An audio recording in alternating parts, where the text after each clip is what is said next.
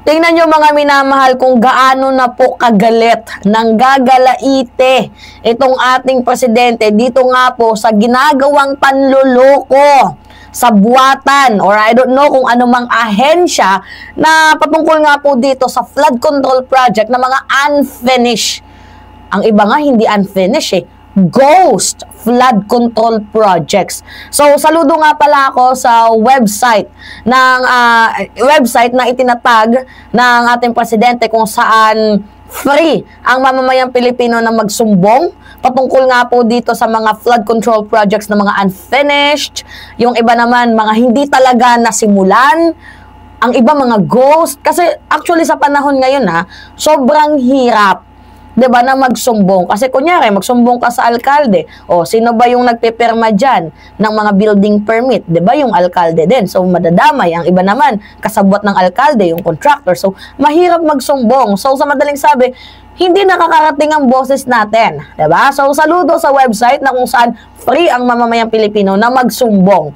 So, ngayon nga po mga minamahal, eto. Meron ako sa inyo ipapakita. Itong ating presidente talagang sinabi niya, I'm getting angry over those ghost flood control project. Mantakin mo, bilyong-bilyong pondo ng taong bayan na wala.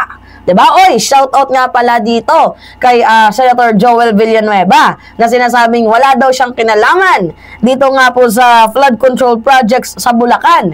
Kung wala kang alam, sino ang may alam? Tanong lamang po, 'di ba ikaw naman po sir ang nakakuha ng may pinakamataas na flood control budget dito nga po sa budget insertion. Tapos sasabihin mong wala kang alam? Wow! Aray ko! So ngayon ito, panoodin natin ito mga minamahal. Mainit na balita, nakakagalit ayon kay Pangulong Bongbong Marcos ang mga ghost umanong flood control projects ng gobyerno. Sinabi yan ng Pangulo nang bisitahin ng isang river roll project sa Baliwag, Bulacan.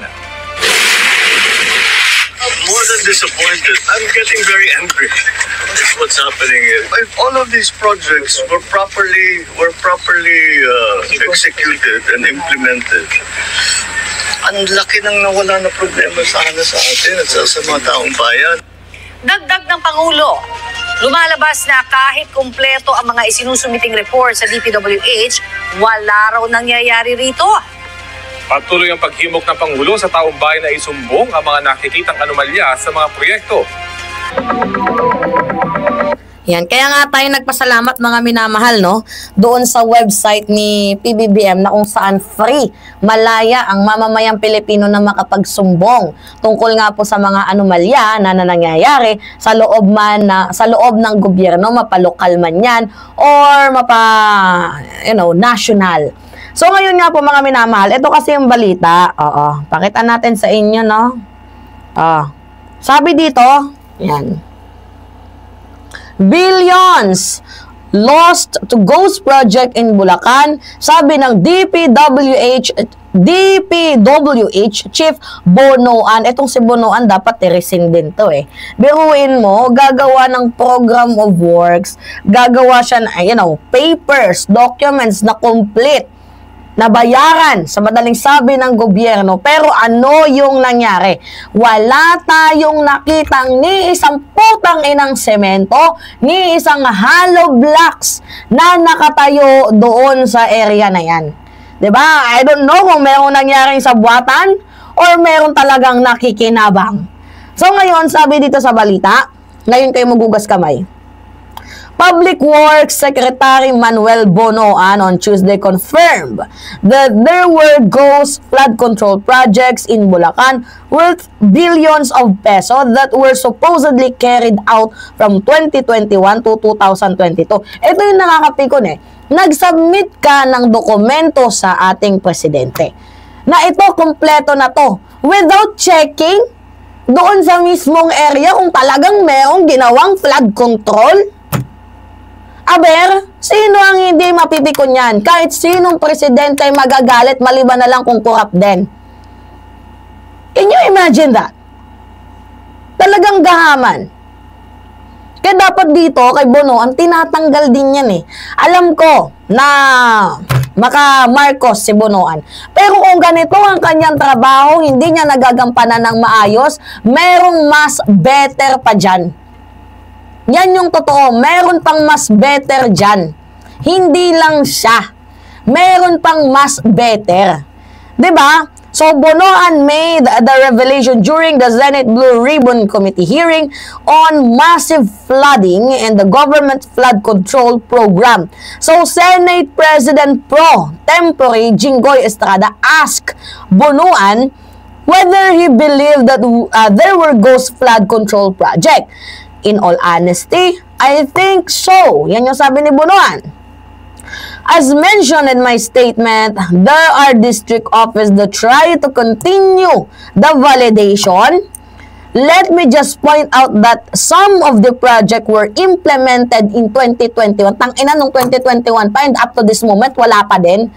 Kinukupal nyo ba kami? Ibalik nyo ang pera ng taong bayan. Kung sino man yung nagbigay ng permit dyan, kung sino man yung mga salaring dyan, kung sino yung mga pangalang involved dyan, dapat kasuhan yan. Kasi malinaw na corruption yan eh. Diba? Estrada said his office received report that there were ghost project in municipalities of Kalumpit, Malolos, and Hagunoy in Bulacan. Province involving WOW Builders and SYMS Contractor. Kung sino man yung contractor, kung sino man yung nakaupo dyan, kung sino yung nagbigay ng permit, lahat-lahat panagutin. Lahat-lahat, walang makakaligtas, panagutin. Kasuhan niyang mga yan. Pera ng taong bayan yan, tangina ninyo. Pera namin yan. Pera ng mga taxpayer yan. Tapos napupunta lang sa bulsa ninyo. Mahiya naman kayo, my God. May kahiyan ba kayong taglay? Bonoan confirmed the senator's claim as how would he know that these are ghost projects. Bonoan said there are people who can testify. There are projects that we are extensively validating.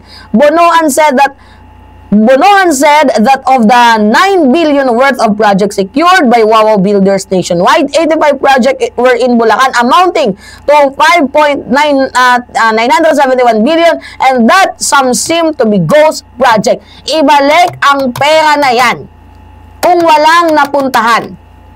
Ganon ka-basic at kasuhan yung mga contractors na yan. WOW Builder is among the top 15 contractors named by President Ferdinand Marcos Jr. that receive a large chunk of the government's flood control project over the years. Ngayon, sino ba? Kanino bang baluarte ang Bulacan? Walang iba kundi kay Villanueva. Ngayon, ang tanong dito, wala ka ba talagang kinalaman, sir? Or nagmamaang-maangan ka lang or ayaw mong ma-involve yung pangalan mo dyan sa kontrobersiya, sa iskandalo na yan? Tanong lang po. Maawa naman kayo sa mamamayang Pilipino. Maawa kayo sa mga naghihirap, sa mga inaalipusta ng ulan, sa mga nagtatrabaho kahit maulan, maawa naman kayo. Pinapadami nyo lang yung pera sa bulsa ninyo pero hindi kayo nagpapakatotoo sa amin. Hay nako. Nakakahiyang isipin. Mayaman ang ating bayan. Mayaman tayo. Napupuno lang ng crocodile ang lupang sinilangan. Alright mga minamahal, anyway, it's me again, Alicia nyo. Yes, nagbabalik muli para sa ating panibagong video. Ingat mga kababayan.